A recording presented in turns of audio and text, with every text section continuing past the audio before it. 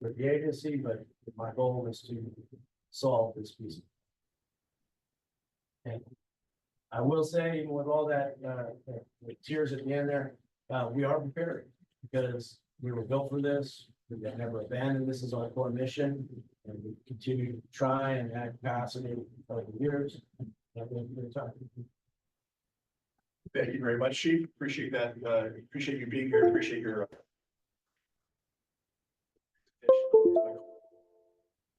Questions.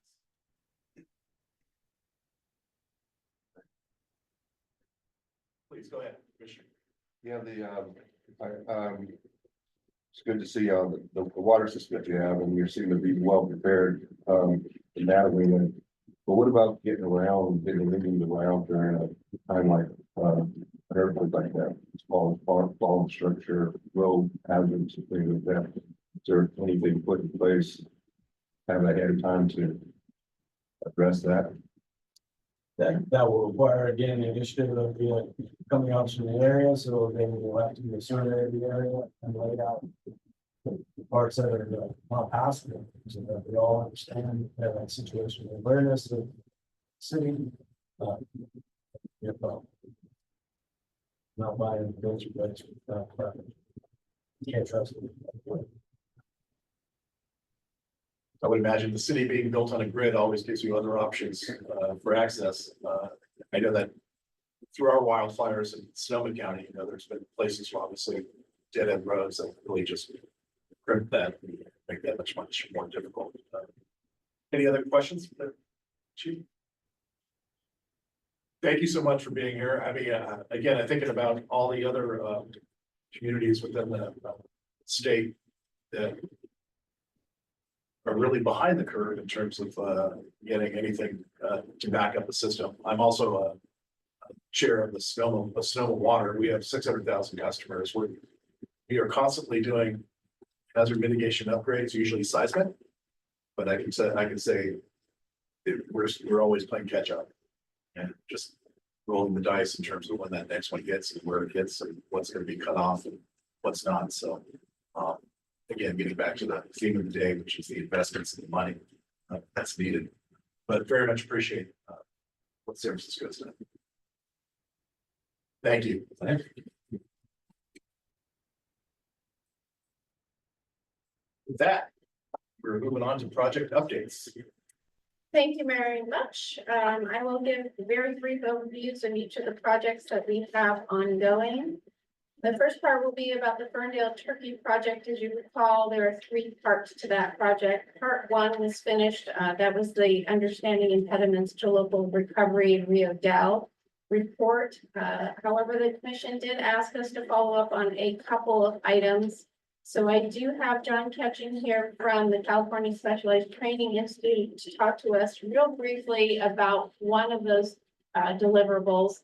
The commission had asked us to talk about what we might provide as education to cities and counties on not specific assistance, it's public assistance. So John is here to do that. Thank you, John. Great, thank you, Andy. Thank you, Commission, for having me. As part of our ongoing opportunities for improvement here at Cal OES and CSTI, our new director recognized that we had some opportunities to improve on our knowledge base and our training, including our recovery section. So we are developing a new recovery training program. One of our initial focuses on that is going to be exactly what Andy described. It's providing more information to local government on public assistance and individual assistance and other funding programs post-disaster in order to help with that recovery process. Starting off with that is our proclamation and damage estimate training. That will be coming up very soon, hopefully in the next quarter, to be issued for local government. Followed up by a deeper dive on individual assistance and public assistance, hopefully by this winter, is what we're targeting to try to provide the tools, the guidelines, and basically the broad strokes of what is available from the state and the federal government, both Cal OES, FEMA, and other entities. So certainly we will be having announcements about that as the programs are released, and we will be delivering them across the state as quickly as possible. Thank you. You want to talk about the two-pager that you're going to be releasing as well? Yeah, so as that, as part of that first proclamation damage estimate training, there will be a high-level document of the most commonly seen disaster assistance programs, public assistance from both the state and federal government being the primary one, but also individual assistance, U.S. Department of Agriculture and the Small Business Administration are the two that we tap into most often as well. So it gives some broad guidance as to those programs, what they would be able to cover, what they can't cover, and what you would have to do in order to request them. Great. Ready? Quick question. Please, go ahead. While it was an earthquake sequence in Ferndale that triggered this recommendation from us, I assume that this will be applicable to any type of natural disaster from fire to mudslides, floods. Absolutely. It's an all hazard approach. Certainly, the director's take on this is that this is not a gap specific to earthquakes. What was called out in the report matches what I think we've identified across the wide breadth of disaster types we've seen here in California. So it will cover all hazard types. It will not be specific to earthquake, and many of these disaster programs may have a specificity, but for each jurisdiction, there are very few that only face one type of disaster that they would have to prepare for. Locusts. Unfortunately, that may be the next one. I hope not. Thank you. I do appreciate this very much. I think in my 13-year tenure as a supervisor at Sonoma County, we've had eight federally declared disasters. Most of the serious ones being fires. And I can tell you through our last budget cycle, you know, we're still grappling with the reimbursements that seemingly take decades. And how that actually plays into providing the services that we need to provide in the interim and get ourselves ahead of the curve. So thank you so much for this. I appreciate it. Thank you. And I might add, the whole purpose in this is really to kind of set you up so that you can get all your dominoes set up in the right, format. So that when the disaster, when the recovery gets started, in force, that you can actually move through that process as fast as possible. Appreciate that very much. Anything else? Not for that portion, I go on. Please. Okay. There was also a second request as a follow-up to this first part of the project, which was looking at the possibility of reaching out to the Office of Rural Advocate to discuss the threshold requirements and considerations. Staff is continuing to work with the recovery staff here at OES, as they are the experts, to gather enough information to put together a document that we'll bring forward to the commission prior to sending to the Office of the. Great. As parts 2 and 3, just quick updates here. Here is continuing to work on volume 1 and 2 of the report. Those are the scenario portions of this project. That work is a little delayed, so we were intending for them to present at the October meeting, but they will actually be presenting at the January meeting. Part 3 is also delayed a bit and will be presenting at the January meeting as well, and that is the resilience recovery project scenarios. Next slide, please. We are also working hard on the fire station inventory. We did fully distribute those surveys to approximately 3,200 fire stations in California. We've collected back 435 surveys as of July 16th. We've done some initial hazardous runs, and the goal is to have a final report and update of the FEMA hazardous data.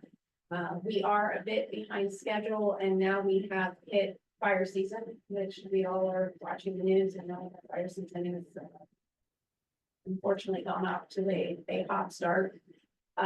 So we're not quite sure how many more surveys we will be receiving, but we can certainly start on looking at all of the data here and understanding it from an individual fire station perspective.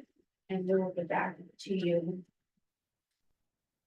Just to give you an idea or to remind you of what was collected, we collected location and contact information. We collected building type and classification of those buildings as well as the properties. We collected information on the backup power systems and the apparatus bay doors, what type of materials the doors were made out of, the door types, and whether they were connected to emergency power supply, as well as whether or not they were interested in earthquake early warning being instituted in the fire station, or whether they already had it. And we also collected photos. So as of the 435 surveys received, 34% of those buildings were constructed between 1941 and 1973. 71% are urban paid fire departments, with a closest fire station of about 4 miles of the next closest station. The majority do not have earthquake early warning, which is what we all knew. But what was of interest was that 60% or 260 of those fire stations said they were interested in EEW options and what kind of potential funding might be available out there. Those 260 station information has been provided to our EEW program here at Cal AES. Just some station basics, about 67% of them are 1-story. Most of them are a regular configuration, meaning they're square, rectangle in nature, and 50% or so have 1 to 2 fire engines. I won't go into the FEMA building type because I'm not sure that it makes a huge difference to the commission as a whole. It does to engineers, but we did get good information there. What's more interesting, I think, is that 74% or almost 75% have not had a remodel, and over 97% have not had a retrofit. Most of the fire stations have less than 3 apparatus doors. A lot of them have a forward door and a rear door, so the fire stations, fire trucks can pull through. And the typical doors are aluminum with a sectional roll up as their method of. So here's a little look at what those doors might look like. For front doors or front bays, 67% of them generally have emergency power connected, but if you have more than 1 door, you get to 5 bay doors, only 6.4% of that 5th bay door actually has emergency power. And you can see for rear doors, 46% if you have 1 bay, down to 4.8% on 5th bay for emergency power connection. The next project that we're working on is the Quake Heroes. You'll recall we had initial approval of this project almost a year ago. It took quite some time for us to get a contract approved through DPS, but we did initially have our first kickoff meeting just last week. And they will be dubbing the films into Spanish and Chinese. We will be getting back to you with planning dates on when you where and when you might find some of those events. As you'll recall, this has to do with the Northridge 30th anniversary campaign, although the movie itself is good anytime. And we've been working with all sorts of people to make sure that it gets out next slide. So there's already been some Quake Hero events. Those events were not funded by us. You can see them here on the slide. It was also recently shown at the Natural Hazard Workshop in Colorado. Slide, please. There will be some upcoming events. We'll send out an email to commissioners about the upcoming events. These, again, are not necessarily funded by us.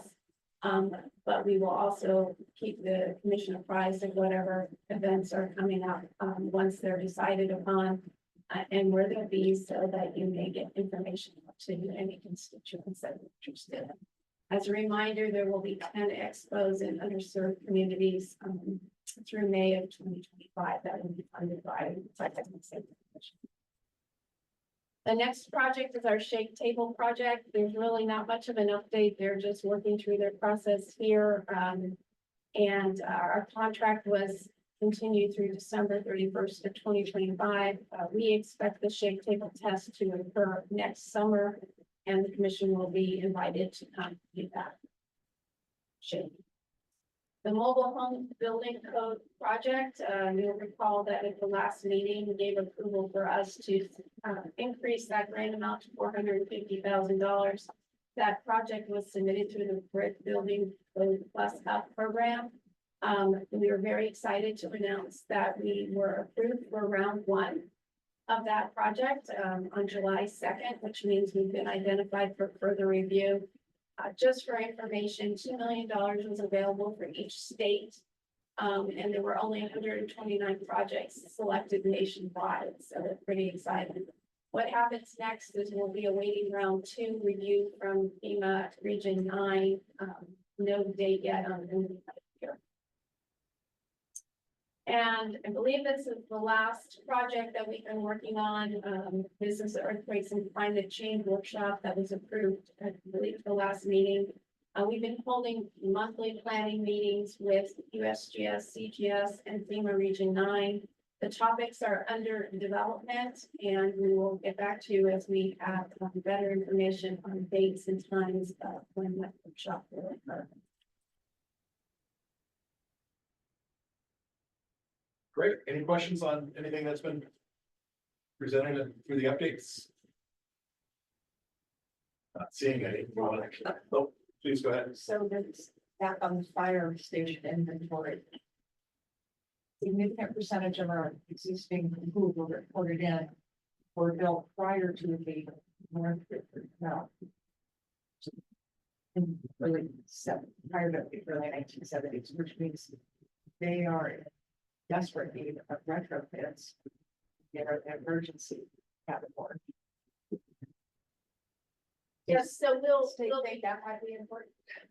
So we'll be looking at all of the data and looking at it based on the specific building code in process that was in place at the time and what the current essential services building code is, and we'll be responding in a report on that information. But until that time, I can't specifically respond. Again, what percentage overall was reported versus? There's 3,200 fire stations, 435 or so have responded. I just wonder if those that have responded knew they had deficiencies and were looking for to make the argument for future funding. And if that skews anything, I don't know if that matters. At the end of the day, there's still deficient structures. Events has all across the cost of the top. We have a check. Thinking about that. We can go back and make sure that we've asked everyone to respond, but I do appreciate that. Is there any commission comment? I know we have some additional information items too. I'll go back to you for those. Thank you. Yes, we have some miscellaneous items. So the first one, next slide, please, is a welcome to our new commissioner, Commissioner Bungalow, who's over there. Commissioner is joined the California Building Standards Commission as its executive director on May 1st. Congratulations.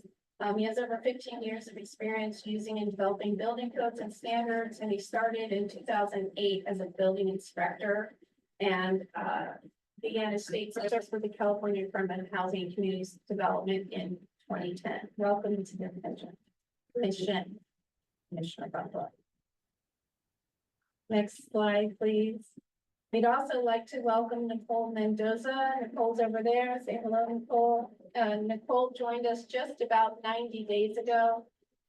She is our program manager. She took on Selena's position, but also assumed some additional responsibilities. We're very glad to have her.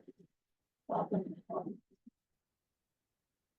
I also wanted to provide this item that came from CSU after our last request, or our last meeting. They presented on their 8100 report, and they just really provided a nice thank you note to the commission, and I wanted to make sure that you all saw it, so it is up there and take an opportunity to read it, but they were very impressed with our leadership.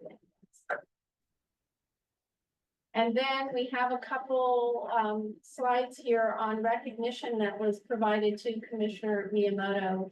And Miyamoto is the company. So there's the ENR Award of Excellence for his work in engineering disaster risk reduction and post-disaster and post-conflict response across the globe. As he has initially led initiatives in providing critical engineering support and humanitarian assistance in Turkey, Afghanistan, Haiti, Ukraine, and among other regions in the world, which we all know because we often find him attending our meetings from those different parts of the world, as well as providing us updates on all of the great work he's doing. So Well, congratulations. Well, thank you. This is pretty embarrassing. Thank you. Especially. Also, second award provided, a Presidential E-Star Award, which is the highest recognition of any U.S. entity or any U.S. entity can receive for making significant contributions to the expansion of U.S. exports. They were presented this award on May 14th, being recognized for their dedicated efforts in providing expert engineering solutions and humanitarian assistance worldwide and helping to sustain industries and safeguard communities worldwide. Congratulations. Well, to thank you. You're so Miyamoto. kind. Thank you. You're so kind. Next slide, please. Unfortunately, we had to say goodbye to Trinity Kleckler. Many of you were in contact with her. She was our big smiling face there, but helped us really maintain smooth operations and helped us ensure that a lot of our policies and procedures were documented that had not been previously. So we had her for just about a year. We miss her, but we wish her well. She's on to do work in zero carbon emissions. Next slide. And unfortunately, this is also our last meeting for Chris. He's over there. Say hello and goodbye, Chris.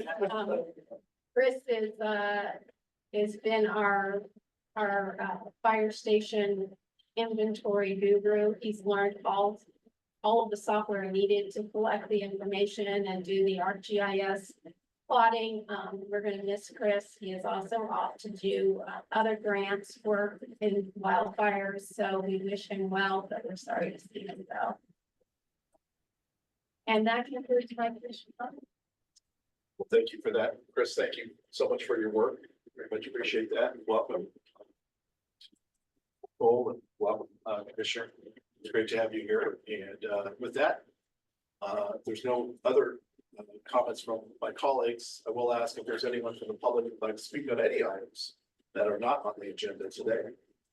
Seeing no one rise. What? Kit, please go ahead.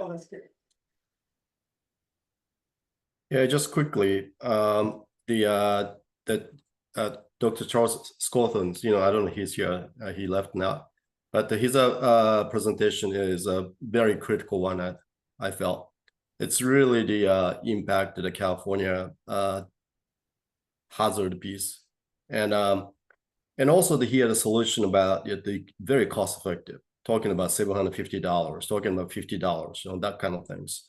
And I have a local ordinance to adapt the essentially California building code to just have the fire safety valve into it. And he mentioned about insurance industry. I think insurance do have a huge stake to that. And I think they could be really the part of a solution to this. So I'd like to see that Charles to come back to talk about more about this, how he can actually propose that this commission can really go forward on this, what he's proposing. I don't think we do need any more study on that, put this way. I think at this point, how he see that the implementation of this reduction of a hazard, which can be done fairly quickly, it seems to me. Appreciate that. Consideration. I do think, and I was going to say this earlier, but I know that he's going to be with us next meeting. I know that I've heard from constituents in my county where through insurance agencies actually putting restrictors on water, is in spite of all the fires that we've had, the primary damage payout from homeowners insurance is water damage. So to preempt any kind of leak when you're not home, if it notices an unusual flow, it will turn off your water.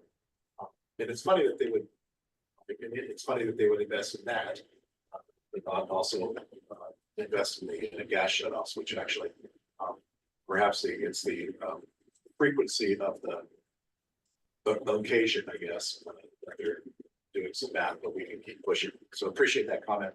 And we'll be here next time so we can have a further discussion. Okay. Very Any good. other comments as we go forward? I think with that, we're at the end of our agenda, and just want to say thank you again, everyone. It's great to see you all. Was there anyone on any other public comment? No.